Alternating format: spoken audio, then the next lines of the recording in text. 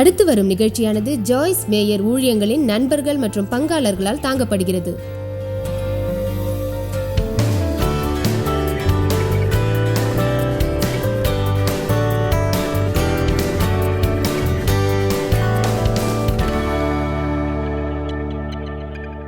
நான் ஒரு புத்தகம் எழுதியுள்ளேன். தலைப்பு தைரியமாக வாழ்தல்.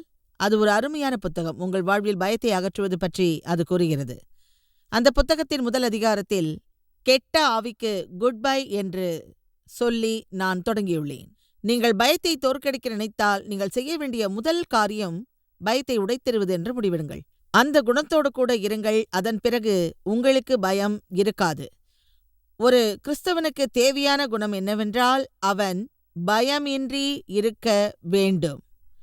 தாவீது ராஜாவை நீங்கள் அறிவீர்கள். சங்கீதத்தில் அநேக நேரங்களில் சங்கீதக்காரன் தாவீது சொன்னார், நான் பயத்தில் வாழ மாட்டேன் என்று. மனிதன் என்னை என்ன செய்ய முடியும்? தேவன் என்னோடு இருக்கும்போது யார் என்னை எதிர்க்க முடியும்? நான் பயப்பட மாட்டேன் என்று சொல்வதை நேசிக்கிறேன். நான் பயத்தை உணரவில்லை என்று நிச்சயமாக தாவீது சொல்லவில்லை. தனது வாழ்வில் பயம் ஆதிக்கம் செய்ய விடமாட்டேன் என்பதில் அவர் உறுதியாக இருந்தார். நாம் செய்ய வேண்டிய முதல் காரியம் அதுதான் என்று நான் நினைக்கிறேன். சில நேரங்களில் உங்கள் வாழ்வில் நீண்ட காலம் சில விஷயங்கள் நடந்திருக்கும். அதனால் நீங்கள் துன்பத்தோடு இருந்திருப்பீர்கள். அதை நீங்கள் விரும்பியிருக்க மாட்டீர்கள். அதிலிருந்து நீங்கள் விடுபட நீண்ட காலம் தேவைப்பட்டிருக்கும். அப்போது நினைத்திருப்பீர்கள், இது இப்படித்தான் இருக்கும், அல்லது இப்படித்தான் நான் உள்ளேன், அல்லது இதுதான் என் வாழ்க்கை என்று. அதே சமயம் வேறு வழியில் நாம் வாழ வழியில்லை என்று நினைத்திருப்பீர்கள். என் குழந்தை பருவத்தில் என் தந்தை அநேக வருடங்கள் உடல் ரீதியாக என்னிடம் தவறாக நடந்தார். எனவே என் வாழ்க்கையில் பயம் இருந்தது. என் தந்தை ஒரு கோபக்காரர், அதிகமாக குடிப்பார், வீட்டிற்கு வந்து என் தாயோடு சண்டை போடுவார். அது தொடர்ந்து நடைபெறும். அப்படிப்பட்ட ஒரு தவறான சூழ்நிலையில் வேறு வழியில்லாமல் நான் பயத்தோடு கூட வளர்ந்தேன். எனவே பயமில்லாமல் வாழ்வதை அறிவது என்பது எனக்கு ஒரு சவாலாக இருந்தது. அப்போது ஒரு நேரத்தில் ஒன்றை மட்டும் அறிவேன், ஒரு நாளில் ஒரு அடி மட்டுமே முன்னேறுவேன். ஆனால் பல வருடங்களில் அநேக விஷயங்களை நான் அறிந்து கொண்டேன். நான் மேற்கொண்ட சில அனுபவங்கள் உங்களுக்கு பயனுள்ளதாக இருக்குமென்று நம்புகிறேன். அவற்றில் சில மிகவும் கடினமானவை, அவற்றில் சில வேதனையானவை. அந்த வேதனை இல்லாமல் நீங்கள் வாழ்வதற்கு என்னால் உதவ முடியும். ஆனால் நான் பயத்தில் வாழ மாட்டேன் என்று நீங்கள் முதலில் சொல்ல வேண்டும். தேவன் நமக்கு பயத்தின் ஆவியை வழங்கவில்லை என்பதை முதலில் அறியுங்கள். பயம் தேவனிடமிருந்து வரவில்லை. தேவன் நமக்கு வல்லமையின் ஆவியையும் அன்பையும் நல்ல மனதையும் வழங்கியுள்ளார். பயம் நம்மை தாக்கினால் அது ஒரு எதிரி, அது ஒரு பிசாசு. அவன் நம்மை பிடிக்க முயற்சிப்பான், நமது முன்னேற்றத்தை தடுப்பான். உதாரணமாக, நீங்கள் ஒரு கல்லூரியில் சேர்ந்து படிக்க விரும்பலாம். ஒருவேளை உங்கள் வயது 40 இருக்கலாம். நீங்கள் ஒரு பட்டதாரியாக இல்லாமல் இருக்கலாம். எனவே நீங்கள் ஒரு கல்லூரியில் சேர்ந்து பட்டதாரியாக விரும்பலாம். அப்போது உங்களுக்கு சுலபமாக தோன்றும் ஒரு பயம், உங்களுக்கு வயதாகிவிட்டதாக நினைப்பீர்கள், அல்லது அந்த வயதில் படிக்க முடியாதென்று பயப்படுவீர்கள், அல்லது ஒருவேளை உங்களுக்கு கல்லூரியில் இடம் கிடைக்காதென்று பயப்படுவீர்கள். ஆனால் ஒன்று மட்டும் உறுதி, தேவன் உங்கள் மனதில் ஒரு எண்ணத்தை வைத்தால் அது நிச்சயமாக உங்களுக்கும் உங்கள் குடும்பத்தினருக்கும் ஆசீர்வாதமாக இருக்கும். அது உங்கள் இருதயத்தில் நிகழும் விருப்பம். எனவே இதை நீங்கள் செய்ய வேண்டாம் என்ற பயத்தை தேவன் உங்களுக்கு வழங்க மாட்டார். ஆனால் பிசாசு அதை செய்வான். ஏனென்றால் நீங்கள் முன்னேறுவதை அவன் விரும்ப மாட்டான். நான் உங்களை கேட்டுக்கொள்வதெல்லாம், முதலில் ஒரு தீர்மானம் எடுங்கள், இனி நான் எப்பொழுதுமே பயத்தில் வாழ மாட்டேன் என்று. ஆனால் எப்போதுமே நீங்கள் பயத்தை உணரமாட்டீர்கள் என்று நான் சொல்லவில்லை. மாறாக அதை எப்படி வெற்றி கொள்வது என்பதை உங்களுக்கு சொல்வேன். அடுத்து நடைபெறவுள்ள போதனை கூட்டங்களில் அதை பற்றி நான் அதிகமாக பேசப் போகிறேன். தைரியத்தோடு நாம் வாழ்வதும் தைரியமாக வாழ்ந்து கொண்டிருப்பதும் நம் இருதயப்படி வாழ்வதின் அர்த்தமாகும். நான் ஆபத்தை சந்திப்பேன், நான் தைரியமாக இருப்பேன், உள்ளபடியே நான் முன்னேறி பரிசுத்த ஆவியுடன் இணைந்து செயல்படப் போகிறேன். அதை விடுத்து நான் சாதாரணமாகவோ சராசரியாகவோ இருப்பதற்கு விரும்பவில்லை. உண்மையிலேயே இந்த உலகத்தில் ஒரு மாறுதலை உருவாக்குபவராக நான் இருக்க விரும்புகிறேன். உங்களில் எவ்வளவு பேர் கவனிக்கப்படாத ஒருவராக வாழ்ந்து செல்ல விரும்பாமல் இந்த உலகத்தில் உங்களுக்கான ஒரு அடையாளத்தை உருவாக்கி இங்கு நீங்கள் வாழ்ந்ததை மக்கள் நீண்ட காலம் நினைக்க வேண்டும் என்று விரும்புகிறீர்கள்? உங்களை குறைத்து மதிப்பிடாதீர்கள். அது யாருக்கு பொருந்தும் என்றால், சாலை ஓரத்தில் வாழும் மக்களுக்கும் டிவியில் காட்டப்படும் வறுமையுள்ள மக்களுக்கும் பொருந்தும். நாம் எல்லோரும் தேவனுடைய குழந்தைகள். நாம் என்ன செய்ய வேண்டும் என்பது அவருக்கு தெரியும். நாம் செயல்படுவது ஓரளவுதான் சாத்தியமாகும். பிறரால் செய்ய முடியாத சில விஷயங்களை நம்மால் நன்றாக செய்ய முடியும். அதை நாம் செய்யாவிட்டால் அது பிறரை மிகவும் பாதிக்கக்கூடும். உங்களுடைய எதிர்காலத்தை நிறைவு செய்வதின் நடுப்பகுதியில் நீங்கள் இருந்தால் அது உங்களுக்கு வியப்பாக இருக்கும். ஆனால் உங்கள் முழு மனதோடு நீங்கள் ஒன்றை செய்யும் பொழுது ஏற்படும் திருப்தியும் நிறைவும் வேறு எதிலும் இருக்காது. ஆமென். ஆனால் பயம் சாத்தானின் ஆயுதம் அல்ல. ஆனால் பிசாசு அதை உண்டாக்குவான். தேவன் நமக்கு பயத்தின் ஆவியை தரவில்லை. எனவே அதற்கு முடிவு கட்டுவோம். எதிலாவது நீங்கள் பயத்தை உணர்ந்தால் அதை நீங்கள் செய்யாதீர்கள் என்று தேவன் சொல்ல மாட்டார். தேவன் அப்படி சொல்லக்கூடியவர் அல்ல. தேவன் நமக்கு பயத்தின் ஆவியை வழங்கவில்லை, ஆனால் வல்லமையை, அன்பை, ஒரு நல்ல மனதை வழங்கியுள்ளார். ஆமென். எனவே நாம் பயத்தை உணர்ந்தால் தேவன் நம்மிடம் சொன்னதை செய்ய விடாமல் சாத்தான் தடுக்கிறான் என்பது உறுதியாகும். எனவே நம்மால் செய்ய முடிந்த நல்லதை செய்வோம். இல்லை என்றால் சாத்தான் நம்மை துன்பப்படுத்துவான். பயமானது துன்பத்தை தரும் என்று வேதம் சொல்கிறது. பயம் துன்பத்தை வரவழைக்கும். நான் திகில் பற்றி நன்கு அறிந்துள்ளேன். அது பயத்தின் மிகவும் நெருங்கிய உறவினர் ஆகும் என்று நான் நம்புகிறேன். திகிலும் துன்பத்தை வரவழைக்கும். என் வாழ்வில் திகிலை ஏற்படுத்தும் விஷயங்களை அனுமதிக்காமல் இருக்க நான் முயற்சிப்பேன். மளிகை கடைக்கு செல்ல திகில் அடையாதீர்கள். தட்டுகளை கழுவ திகில் அடையாதீர்கள். புல்லை வெட்டுவதில் திகில் வேண்டாம். உங்கள் பில்களை கட்டுவதில் திகில் வேண்டாம். உங்கள் வாழ்வில் திகில் மற்றும் பயத்தின் ஆவி வர அனுமதிக்காதீர்கள். கிறிஸ்துவில் நீங்கள் யார் என்பதை அறியுங்கள். உங்களிடமுள்ள தேவ பலத்தின் மூலம் நீங்கள் செய்ய வேண்டிய காரியங்களை செய்ய முடியும் என்பதை அறியுங்கள். உங்கள் தலையை உயர்த்தி வாழுங்கள். உங்கள் தோள்களை உயர்த்தி வலிமையாக நடந்து தைரியத்தோடு வாழுங்கள். ஆமென். கிறிஸ்துவின் தேகத்தோடு நிமிர்ந்து நின்று அர்த்தத்தோடு வாழுங்கள். எல்லா விஷயங்களிலும் பிரச்சனையோடும் நடுக்கத்தோடும் இருப்பதை நீங்கள் கைவிடுங்கள். அதற்கான நேரம் இதுதான். நாம் நம்ப முடியாத அளவுக்கு பலவிதமான பயங்கள் நமக்கு ஏற்படக்கூடும். ஒரு என்சைக்ளோபீடியாவில் பயங்கள் பற்றி உள்ளதை நீங்கள் படித்தால் பக்கத்துக்கு பக்கம் பக்கத்துக்கு பக்கம் பக்கத்துக்கு பக்கம் மக்களுடைய பயம் பற்றி இருக்கும். அநேக மக்களுக்கு சில நேரங்களில் அவர்கள் வாழ்வில் இருக்கும் பிரச்சனை என்னவென்றால், பிறர் தங்களுக்கு செய்வதை சொல்ல மாட்டார்கள். அதை நானும் செய்துள்ளேன், மற்றவர்களும் அதை செய்துள்ளார்கள். அதற்கு காரணம் பயம். அவர்கள் என்ன நினைப்பார்களோ, அவர்கள் என்ன சொல்லுவார்களோ, அவர்கள் என்ன செய்வார்களோ, அவர்களை திருப்திப்படுத்தாவிட்டால் என்ன நடக்குமோ, ஒருவேளை அவர்களை விட்டு என்னை விலக்குவார்களோ, அவர்கள் என்னை மறுப்பார்களோ, நான் தனியாக இருப்பேனா என்ற பயம். நான் நினைப்பது என்னவென்றால், சாத்தான் உள்ளபடியே மனிதனின் பயத்தை பயன்படுத்தி துன்பத்தை வரவழைப்பான். நம் இருதயம் நினைக்கும்படி நம்மை வாழ விடமாட்டான்.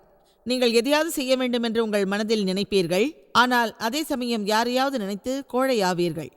அதனால் அவர்கள் உங்கள் மீது ஆதிக்கம் செலுத்துவார்கள். அதைவிட மோசமான ஒன்று இருக்க முடியாது.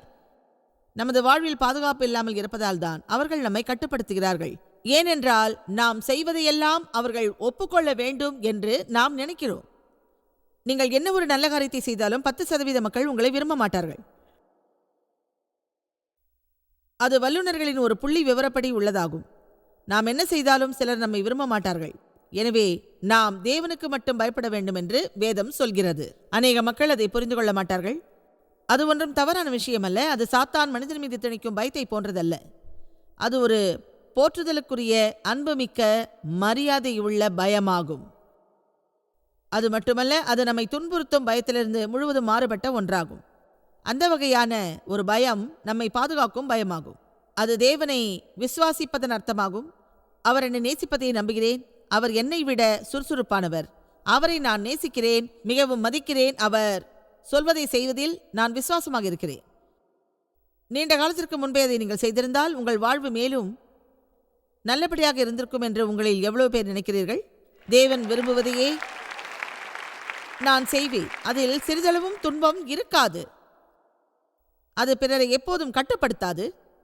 தேவன் நம்மிடம் சில விஷயங்களை செய்ய சொல்வதும் செய்யக்கூடாது என்று சொல்வதும் நமது பலன் கருதித்தான்.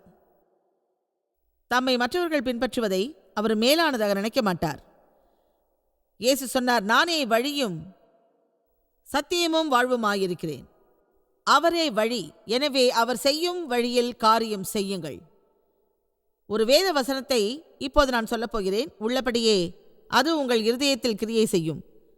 அதை படிக்கும் போதெல்லாம் அதை நான் உணர்கிறேன். அதுதான் ஏசாயா அதிகாரம் 8 வசனம் 13.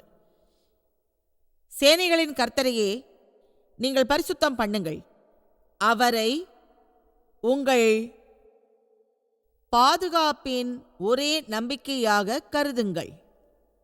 வாவ்! இன்று இந்த உலகில் தேவன் மீது நம்பிக்கை இல்லாதவர்கள் என்ன செய்கிறார்கள் என்று எனக்கு தெரியாது. அவர் மீது உங்களால் நம்பிக்கை வைக்க முடியவில்லை என்றால் வேறு எதில் நம்பிக்கை வைப்பீர்கள்? அவரே உங்கள் அச்சமும் நீங்கள் பயப்படக்கூடியவருமாக இருப்பார். இல்லாவிடில் மனிதன் பற்றிய பயத்தாலும் அவரை விசுவாசிக்காமலும் அவரை புண்படுத்துவீர்கள். வாவ்! உள்ளபடியே அவரை பின்பற்றாததாலும் மதிக்காததாலும் நேசிக்காததாலும் கௌரவிக்காததாலும் போதிய மதிப்புணர்ச்சி இல்லாததாலும் அது பரிசுத்த ஆவியை புண்படுத்தும். ஒரு நபர் எனக்கு தவறாக வழிகாட்டினார். நான் நினைத்தபடி தேவனோடு காரியம் செய்வதை தடுத்தார். ஏனென்றால் அவரிடம் நான் பயந்தேன். அவர் என்ன நினைப்பாரோ என்ன சொல்வாரோ என்று நடுங்கினேன். அவரின் அங்கீகாரத்தை பெறாமல் தேவனின் அங்கீகாரத்தை பெற்றால் என்ன ஆகுமோ என்று அச்சப்பட்டேன். எனவே தேவனின் நட்பை விட அவருடைய நட்பை விரும்பினேன். ஆனால் அது தேவனை புண்படுத்தும் என்று பைபிள் சொல்கிறது. அதை பற்றி இப்போது நாம் மிகுந்த அக்கறையோடு சிந்திக்க வேண்டும். உங்களுக்கு தெரியுமா, நான் இப்போது சிறிதும் பாதுகாப்பில்லாமல் உள்ளேன். நான் தனியாக இருப்பதை விரும்ப மாட்டேன். என் நண்பர்களை நான் இழக்க மாட்டேன் என்று எப்போதும் நீங்கள் சொல்லக்கூடாது. அது தவறானது. அது தேவனை புண்படுத்தும். மனிதனுக்கு நாம் பயந்தால் அது தேவனை நிச்சயம் புண்படுத்தும். நமது கடமையை நாம் செய்வோம். நம் வாழ்வில் மிகவும் அருமையான அற்புதமான விஷயங்களை செய்வதற்கே தேவன் விரும்புகிறார். எல்லோருக்கும் சொல்கிறேன், அங்கே உட்கார்ந்தபடி இவள் எனக்காக பேசவில்லை என்று நினைக்காதீர்கள்.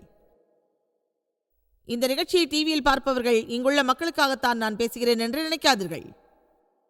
என்று நான் இங்கு இருப்பதன் முக்கியமான நோக்கம், உங்களிடம் நான் சொல்லும் இந்த நற்செய்தியை என்னால் பதிவு செய்ய முடியும்.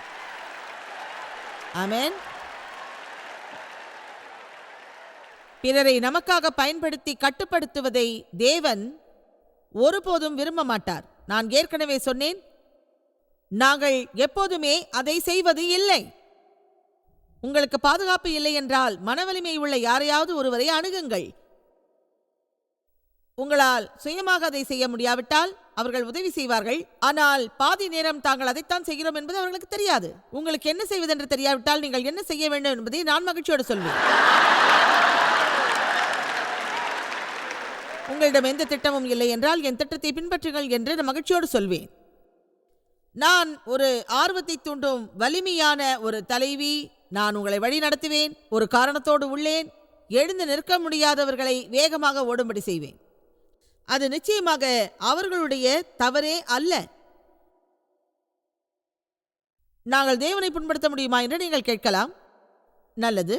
எபேசியர் அதிகாரம் 4 வசனம் 30 வேதம் சொல்கிறது, முத்திரையாக பெற்ற தேவனுடைய பரிசுத்த ஆவியானவரை வருத்தத்துக்குள்ளாக்காதீர்கள்.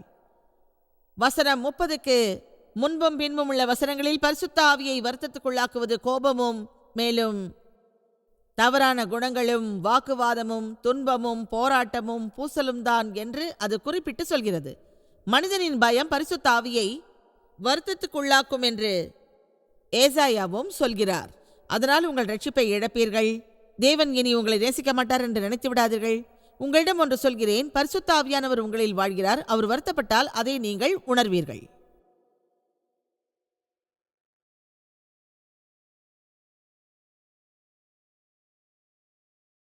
ஒரு கிறிஸ்தவராக இருப்பதன் அர்த்தம் ஒவ்வொரு வாரமும் சில நேரங்கள் திருச்சபைக்கு செல்ல வேண்டும், நாற்காலியில் அமர்ந்து போதகர் சொல்வதை கேட்க வேண்டும் என்பதல்ல. அப்படி இருப்பது கிறிஸ்தவருக்கான அர்த்தம் அல்ல. கிறிஸ்து உங்களில் வாழ்கிறார் என்பதுதான் ஒரு கிறிஸ்தவராக இருப்பதன் அர்த்தம். அவர் உங்களில் வாழ்கிறார். அவர் வருத்தப்பட்டால் அந்த வருத்தத்தை நீங்களும் உணர்வீர்கள். அவர் துக்கப்பட்டால் நீங்களும் துக்கப்படுவீர்கள். அவர் திருப்தி அடைந்தால் அதை நீங்களும் உணர்வீர்கள். கிறிஸ்துவின் மூலம் தேவனிடம் நாம் தொடர்பில் உள்ளோம். அது ஒரு நெருக்கமான உள்ளன்புள்ள தனிப்பட்ட உறவு. அது ஒரு போற்றுதலுக்குரிய தொடர்பு. அவர் உங்கள் நண்பர். ஒரு கிறிஸ்தவராக இருப்பதால் ஒரு குறிப்பிட்ட விதிமுறைகளை நீங்கள் பின்பற்ற வேண்டிய அவசியமில்லை. உங்கள் கடமையை செய்யுங்கள். அதன் மூலம் பரலோகத்தில் உள்ள உங்கள் ஆவிக்குரிய அட்டவணையில் ஒரு மதிப்பெண் கிடைக்கும் என்று எதிர்பாருங்கள்.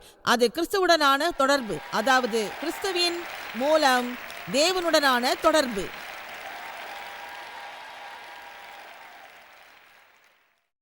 ஒரு கிறிஸ்தவரின் அர்த்தம் கிறிஸ்தவராக இருப்பது. கிறிஸ்துவை பின்பற்றுபவராக இருப்பது. நீங்கள் கிறிஸ்துவை பின்பற்ற விரும்பாவிட்டால் உங்களை ஒரு கிறிஸ்தவர் என்று சொல்லாதீர்கள். உங்கள் காரில் உள்ள ஸ்டிக்கரை அகற்றுங்கள். ஆமென்.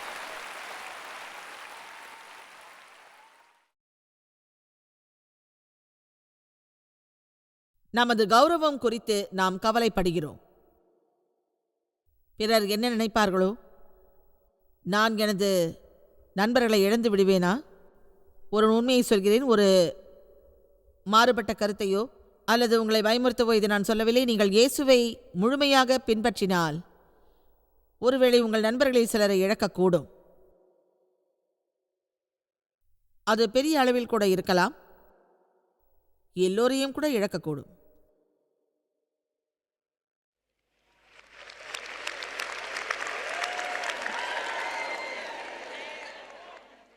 ஆனால் நீங்கள் தவறு செய்து விட்டதாக அவர்கள் நினைக்க மாட்டார்கள். உங்கள் உள்மனது அப்படிப்பட்டதல்ல என்று அவர்களுக்கு தெரியும். நீங்கள் அவர்களின் தவறு குறித்து வேகமாக முடிவெடுத்தது போல் அவர்களும் முடிவெடுக்க மாட்டார்கள். மாறாக தங்கள் வாழ்வில் ஒரு குறை இருப்பதாகவே அவர்கள் நினைப்பார்கள். உங்களில் தேவனை முழுமையாக பின்பற்ற விரும்புவது எவ்வளவு பேர்? அதே போன்று உங்களின் வாழ்க்கையில் எவ்வளவு பேர் சாதாரணமாக பின்பற்ற நினைக்கிறீர்கள்? ஒருவேளை அப்படி பின்பற்ற நினைப்பதில் நீங்கள் முழுமை பெறாமல் இருக்கலாம். அப்படி ஒரு முடிவு செய்ததன் மூலம் உங்களில் எவ்வளவு பேர் நண்பர்களாலும் குடும்பத்தினராலும் புறக்கணிக்கப்பட்டீர்கள்? அது ஏன் தெரியுமா? அங்கே சிலர் கரங்கள் உயரவில்லை, ஆனால் அதிகமான கரங்கள் உயர்ந்துள்ளன. இங்கே எங்களின் முதல் பரீட்சை அதுதான். நீங்கள் கோழைத்தனமாக இருந்து மனிதர்களிடம் பயப்படப் போகிறீர்களா? முதலில் உங்களிடம் நேர்மையாக இருப்பதை அறியுங்கள். நீங்கள் ஏதாவது ஒரு திருச்சபைக்கு செல்கிறீர்களா? ஏதோ ஒரு பிரிவை சார்ந்து இருக்கிறீர்களா? உள்ளே போகிறீர்களா? வெளியில் வருகிறீர்களா என்று யாரும் கவலைப்பட மாட்டார்கள். அது உங்களை அதிகம் மாற்றாது. அதில் உங்களுக்கு எழுச்சி இருக்காது. அது சமுதாயத்தில் ஒத்துக்கொள்ளப்பட்ட ஒரு விஷயம். நீங்கள் உண்மையிலேயே காப்பாற்றப்பட்டால், நீங்கள் புதிய பிறவி எடுத்தால், உங்கள் உள்மனதில் ஒரு புதிய வாழ்வு உருவாகும். பிறகு நீங்கள் ஏற்கனவே செய்த காரியங்களை செய்ய மாட்டீர்கள். உங்களுக்கு ஏற்கனவே பிடித்தவைகளை விரும்ப மாட்டீர்கள். பிறர் உங்களை பார்க்கிறார்களா என்பதை பற்றி கவலைப்பட மாட்டீர்கள். இப்போது நீங்கள் பெரிய அளவில் முன்னேற வேண்டும். பிசாசானவன் உங்களுக்கு முன்பாக சிவப்பு கம்பளத்தை விரித்து, ஓ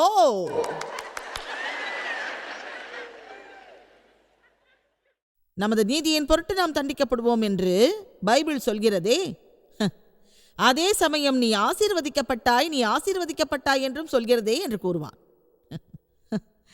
அதை நம்பாதீர்கள். நான் என்ன சொல்கிறேன் என்றால், நீங்கள் கிறிஸ்துவை பின்பற்ற விரும்புங்கள். அதற்காக உங்கள் நண்பர்கள் உங்களை வெறுத்தாலும் நீங்கள் ஆசீர்வதிக்கப்படுவீர்கள். நீங்கள் ஆசீர்வதிக்கப்பட்டீர்கள். நீங்கள் நல்லவர்களோடு உள்ளீர்கள். ஏனென்றால் அவர்கள் இயேசுவை மறுத்தவர்கள்.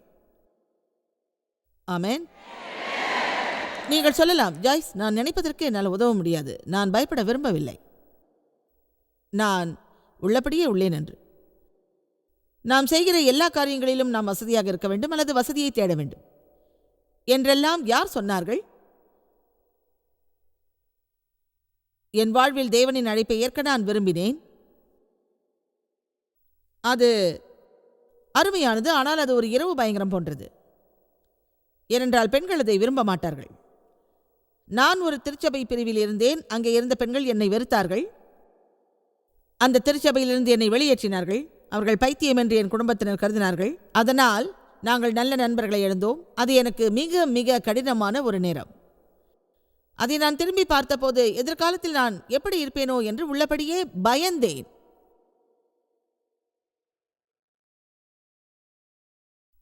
மனிதர்கள் உங்கள் மீது ஆதிக்கம் செலுத்துவதை நீங்கள் தவிர்க்காத போது எதிர்காலத்தில் அதில் எப்படி ஒரு மாற்றம் ஏற்படும் என்று நீங்கள் எதிர்பார்க்க முடியும். ஒருவேளை இப்போது இது உங்களுக்கு ஒரு பிரச்சனையாக இல்லாமல் இருக்கலாம், அல்லது ஒரு பிரச்சனையாகவும் இருக்கலாம். ஆனால் இது ஒவ்வொருவருக்கும் உரிய நற்செய்தி. ஏனென்றால் உங்கள் வாழ்வில் இப்போதோ அல்லது பின்னரோ தேவன் செய்ய சொல்வதை நீங்கள் அறியலாம். ஆனால் நீங்கள் விரும்பும் சிலரின் மரியாதையோ அன்போ ஒப்புதலோ அதற்கு எதிராக இருக்கக்கூடும். அப்போது நீங்கள் என்ன செய்ய வேண்டும் என்று ஒரு தீர்மானம் எடுக்க வேண்டும். அப்படி ஒரு தீர்மானம் எடுப்பது உங்கள் உணர்வுகளை மாற்றிவிடாது. நீங்கள் பயத்தோடு இருக்கலாம். இருந்தாலும் அந்த பயத்தோடு கூட அதை நீங்கள் செய்யலாம். பயத்தை பற்றி ஒரு விஷயத்தை நீங்கள் நன்கு புரிந்து கொள்ள வேண்டும். அதை வெல்வதற்கு நீங்கள் போராட வேண்டும். பயத்தை வெல்வதற்கு ஒரே வழி அதை எதிர்கொள்வது ஆகும். அது வந்த இடமான நரகத்திற்கு அதை அனுப்பினாலே தவிர அது உங்களை விட்டு போகாது. பிசாசு உங்களை பின்னுக்கு தள்ளினாலும் நீங்கள் முன்னே செல்ல வேண்டும். அது ஒன்றுதான் அதை விரட்டுவதற்கான ஒரே வழி. பயம் ஒரு கெட்ட ஆவி. தேவன் நமக்கு அந்த கெட்ட ஆவியை வழங்கவே இல்லை. தேவன் நமக்கு வழங்கியிருப்பது வல்லமை, அன்பு மற்றும் தெளிவான மனம். உங்கள் கௌரவத்தை பற்றி நீங்கள் நினைப்பது என்ன? வீட்டிற்கு சென்று உங்களோடு கூட பேசுங்கள். நாம எப்பவுமே அடுத்தவங்க கூட தான் பேசுறோம். அதில் சிலவற்றை ரத்து செய்து நீங்கள் ஏன் உங்களோடு பேசக்கூடாது? இப்பொழுதே அதற்கான முயற்சி செய்து உங்களோடு நீங்கள் பேசுங்கள். நீங்கள் ஒரு தனி அறைக்கு சென்று இயேசுவிடம் பேசுங்கள். அப்போது உங்களை பற்றி நீங்கள் அறியலாம். அது உங்களுக்கு வியப்பாக இருக்கும். என் கௌரவத்தை பற்றி நான் என்ன நினைக்கின்றேன்? பிறரை திருப்திப்படுத்த நாம் பல காரியங்களை செய்கிறோம். உள்ளபடியே தேவன் நம்மிடம் செய்ய சொல்வதில் பாதியை கூட அவர்கள் செய்வதில்லை. பிறர் நீங்கள் செல்லும் வழியை ஏற்றுக்கொள்ளாத போது கடந்த காலத்தில் நீங்கள் எப்படி இருந்தீர்கள் அல்லது எப்படி செயல்பட்டீர்கள், அது என்ன என்பதை சிந்தித்து பாருங்கள். பிறரின் ஒப்புதலுக்கு நீங்கள் அடிமையா?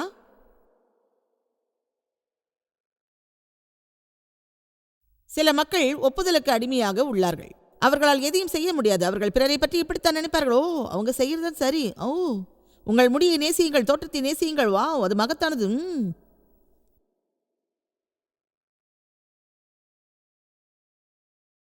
தேவன் படைத்த ஒரு மனிதனாக இருப்பதை விட மகத்தானது வேறு ஒன்றுமில்லை.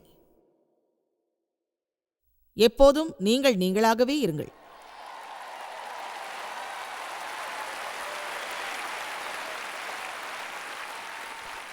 ஆமென். உண்மையிலேயே எல்லோரை போலவும் இருக்க வேண்டும் என்று யார் நினைப்பார்கள்? மொத்தத்தில் அது வெறுப்பாகத்தானே இருக்கும். கலாத்தியர் அதிகாரம் 1:10. இந்த வசனம் எனக்கு பிடிக்கும். மேலும் சில வசனங்களையும் உங்களுக்காக படிக்கப் போகிறேன். பவுல் சொன்னார், இப்போது நான் மனிதனையா தேவனையா யாருடைய அங்கீகரிப்பை நாடி போதிக்கிறேன்? மனிதரையா பிரியப்படுத்த முயலுகிறேன்? நான் இன்னும் மனிதரை திருப்திப்படுத்துகிறவனா இருந்தால் நான் கிறிஸ்துவின் ஊழியன் அல்லவே? அவரே மேசியா. வாவ்! எனக்கு நண்பர்கள் தேவை என்பதற்காக, நான் திருச்சபையில் இருக்க வேண்டும் என்பதற்காக, என்னை பற்றி பிறர் நன்றாக நினைப்பதற்காக என் வாழ்வில் நான் தேவனின் அழைப்பை ஏற்காமல் இருந்திருந்தால், ஓ மை காட், ஓ, என் தேவனை அதை பற்றி நினைக்கவே பயமாக உள்ளது. நாம் மிகவும் உணர்ச்சி வசப்படுகிறோம் என்று நினைக்கவும் பயமாக உள்ளது. நான் மறுபடியும் உங்களுக்காக இதை சொல்கிறேன். உணர்ச்சி வசப்படுகிறோம் என்று நினைக்க பயமாக உள்ளது. சில நேரங்களில் நாம் நினைக்கிறோம், அவர்கள் நம்மை பற்றி என்ன நினைப்பார்களோ? நான் மட்டுமே இதை செய்கிறேனா? அவர்கள் செய்வதுதான் சரி. பெண்கள் அதை செய்ய மாட்டார்கள். உங்களிடம் ஒன்று சொல்கிறேன், சில நேரங்களில் நம்மை கட்டுப்படுத்த வேண்டும். நாம் மௌனமாகவும் முட்டாள்தனமாகவும் இருக்க வேண்டும் என்று நான் சொல்லவில்லை. சில நேரங்களில் நமது மூளையை அடக்க வேண்டும். நம் இருதயத்தை நாம் பார்க்க வேண்டும். பிறர் சொல்வதை பற்றி கவலைப்படவே கூடாது. தேவனிடம் இப்படியாக நாம் கேட்க வேண்டும், இந்த சூழ்நிலையில் நான் என்ன செய்ய வேண்டும் என்று கேட்க வேண்டும். என் வாழ்வில் உங்கள் திட்டம் என்ன? மக்கள் உம்மை பின்பற்றுவதை விரும்பாவிட்டால் எனக்கு உதவி செய்யுங்கள் தேவனே. நீங்கள் வாழ்வது தினமும் தேவனை திருப்திப்படுத்தவா? நீங்கள் யாரை பின்பற்றுகிறீர்கள்? அவரையா பிறரையா? நான் மிகவும் விசுவாசிப்பது என்னவென்றால், நம் வாழ்வில் அதிகமாக தேவனை திருப்திப்படுத்தினால் நாம் மகிழ்ச்சியாக இருப்போம். ஆனால் நீங்கள் தேவனை திருப்திப்படுத்துவதற்காக வாழ்ந்தால் நீங்கள் சற்று அதிகமான தைரியசாலியாக இருக்க வேண்டும். ஏனென்றால் உங்களுக்கு வசதியாக இல்லாத சில விஷயங்களை செய்யுமாறு தேவன் உங்களிடம் கூறுவார். அவர் உங்களுக்கு புதிய வாய்ப்புகளை வழங்குவார். அந்த வாய்ப்புகளை நீங்கள் பயன்படுத்திக் கொள்ள சிறிதளவு ஆபத்தை சந்திக்க வேண்டியிருக்கும்.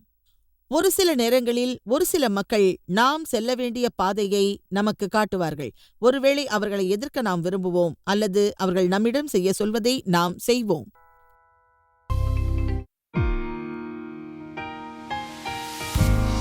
இந்த ஊழியத்தை உலகமெங்கும் சாத்தியமாக்கும் நண்பர்களுக்கும் பங்காளர்களுக்கும் எங்களது நன்றியையும் பாராட்டுகளையும் தெரிவிக்கிறோம்.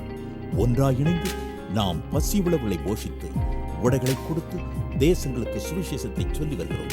எங்களை தொடர்பு கொண்டு www.jmumindia.org உங்கள் ஜெபத் தேவைகள் மற்றும் எங்களின் வெளியீடுகள் பற்றி அறிந்து ஜாய்ஸ் அவர்கள் நிகழ்ச்சிகளை அறிந்து எங்களோடு இணைந்து தேவ அன்பை உலகிற்கு பரவச் செய்யுங்கள். அடுத்து வரும் நிகழ்ச்சியானது ஜாய்ஸ் மேயர் ஊழியங்களின் நண்பர்கள் மற்றும் பங்காளர்களால் தாங்கப்படுகிறது.